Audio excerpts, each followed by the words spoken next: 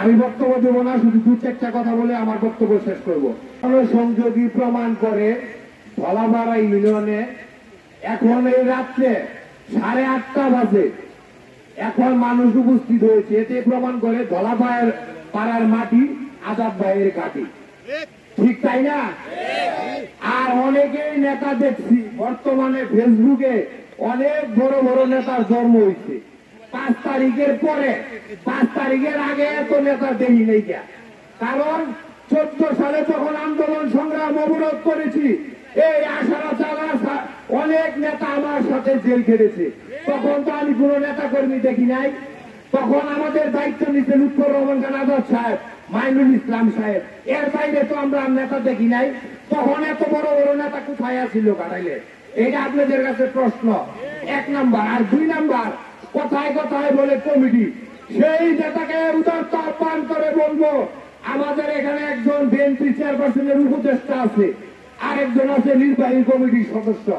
আপনার এত পাওয়ার, মনোনয়ন খালেদা জিয়া দেওয়ার আগে আপনি পকেটে নিয়ে ঘুরেন, তাহলে 2 জনের পথটা আপনি পরিষ্কার করে দেন কেন্দ্রীয় বিএনপি থেকে, তাইলে প্রমাণ হবো যে আপনি আসলে বড় নেতা, আমরা আপনি দিতে থাকবো। এই 2টা নেতারে কালকে পরিষ্কার করে দেন, এটা তো আপনার কাছে মামুলি ব্যাপার না। জননেতা লুৎফর রহমান খান আজাদ সাহেবকে বিএনপির চেয়ারপারসনের উপদেষ্টা বানিয়েছেন দেশনেত্রী বেগম খালেদা জিয়া, মাইনুল ইসলাম সাহেবকে নির্বাহী কমিটির সদস্য বানিয়েছেন দেশনেত্রী বেগম খালেদা জিয়া। খালেদা জিয়া কারো কাছে, তারেক রহমান কারো কাছে এই দলই যারা দেয় নাই।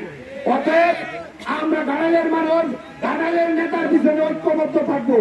আর পাশাপাশি বলতে চাই, অনেকে অনেক বক্তব্য দেয় আওয়ামী লীগের বিরুদ্ধে স্বৈরাচারের আন্দোলনে কেরা কেরা করছে আমরা জানি।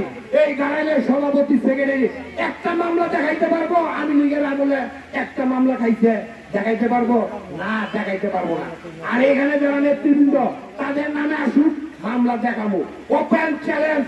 আমি ছাত্র দলের সভাপতি ছিলাম, যুব দলের সিনিয়র যুগ্ম আহ্বায়ক ছিলাম, আমার নামে যে কয়টা মামলা, একটা কমিটির ওই নেতারা মামলা দেখাইতে পারলে আর জীবনে রাজনীতি করব না, আপনাদের সামনে ধানের শীষের কথা বলতে আসবো না।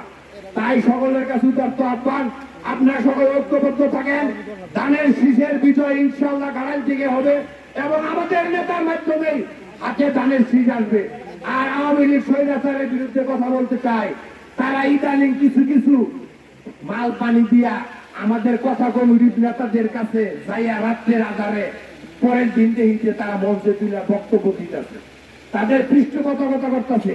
তারেক রহমান বলছে যারা এই বিএনপিতে আওয়ামী লীগের দুঃশাসকদের স্থায়ী দিবে এবং আশ্রয় প্রশ্রয় দিবে, তার জায়গা বিএনপিতে হবে না। আমাদের নেতা তারেক রহমানের সিদ্ধান্তকে আমরা সম্মান করি, তার প্রতি শ্রদ্ধা রাখি। ইনশাআল্লাহ সে গাড়াইলেও চোখ দিবেন, গাড়াইল নিয়েও চিন্তা ভাবনা করবেন। কোন কমিটির কোন নেতা আওয়ামী লীগে যোগ দিয়েছিল এটা সেরা কেন্দ্রীয় নেতারা ইনশাআল্লাহ জানেন। অতএব বিভ্রান্ত হওয়ার কিছু নাই, আপনারা সকলে ঐক্যবদ্ধ থাকেন।